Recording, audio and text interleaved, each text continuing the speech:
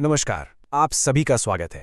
आज हम बात करने वाले हैं एक बहुत ही दिलचस्प सवाल पर कि भारत जो इतना बड़ा और इतनी विविधताओं से भरा देश है, आखिर उसे चलाया कैसे जाता है, इसका सिस्टम क्या है। जरा सोच कर देखिए, 1 अरब से ज्यादा लोग, हजारों भाषाएं, अलग अलग रहन सहन, अनगिनत संस्कृतियां। अब इतने बड़े देश के हर कोने तक सरकार कैसे पहुंचेगी, विकास कैसे होगा, शांति कैसे बनी रहेगी। ये एक बहुत बहुत बड़ी चुनौती है। तो सवाल ये है कि इसका हल क्या निकाला गया है। तो इसी चुनौती से निपटने के लिए और ये पक्का करने के लिए कि शासन ठीक से चले, एडमिनिस्ट्रेशन अच्छा हो और डेवलपमेंट हर जगह पहुंचे, भारत को छोटे छोटे पॉलिटिकल यूनिट्स यानी राजनीतिक इकाइयों में बांटा गया है। अच्छा, अब इस पूरी व्यवस्था को समझने के लिए हमें भारत के एडमिनिस्ट्रेटिव स्ट्रक्चर को देखना होगा, जो असल में 3 स्तरों या कह लें कि 3 लेवल्स पर काम करता है। पूरा देश इसी ढांचे के आधार पर चलता है।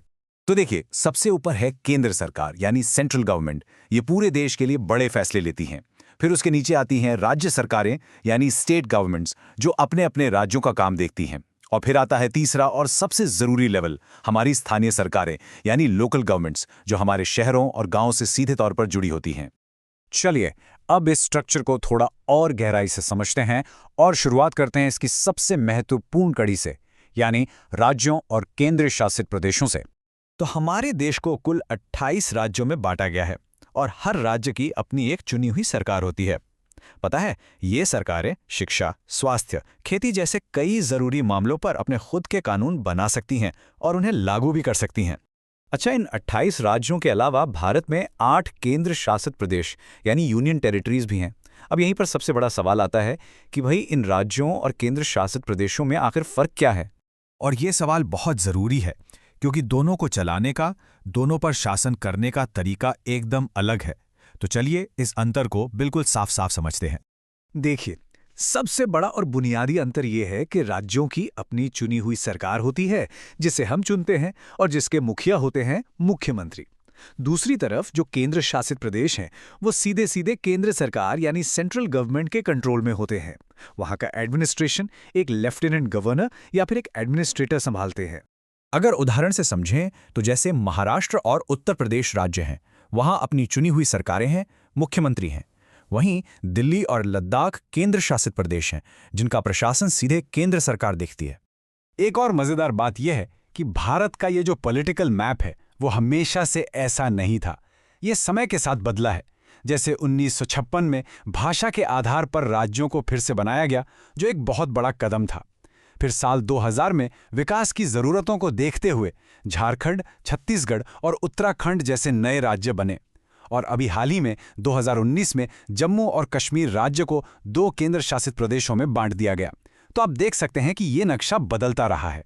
चलिए, अब उस सरकार की बात करते हैं जो हमारे सबसे करीब है। वो सरकार जिसका असर हमारी रोज की जिंदगी पर सबसे ज्यादा पड़ता है, हमारी अपनी लोकल गवर्नमेंट यानी स्थानीय सरकार।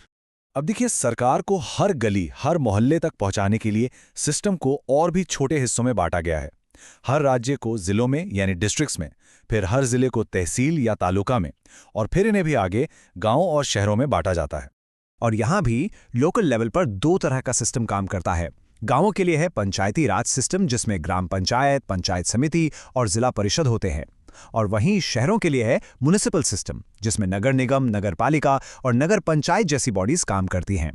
और यही वो लोग हैं, यही वो संस्थाएं हैं जो हमारी सबसे बेसिक ज़रूरतों का ख्याल रखती हैं।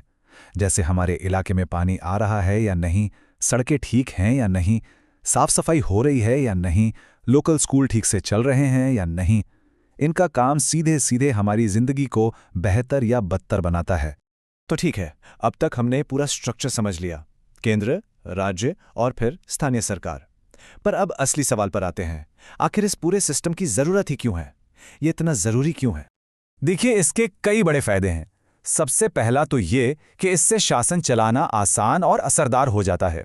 दूसरा, इससे बैलेंस्ड डेवलपमेंट में मदद मिलती है, मतलब देश के हर हिस्से तक विकास पहुंच पाता है।